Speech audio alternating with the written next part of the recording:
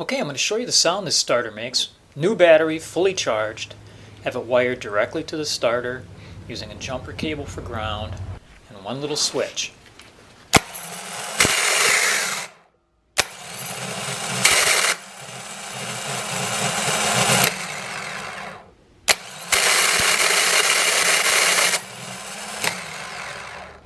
Now the temperature here is in the teens, and I've noticed this is a cold weather thing. As it warms up, it'll stop. My starter's been doing this for about 3 years now, without any further problems.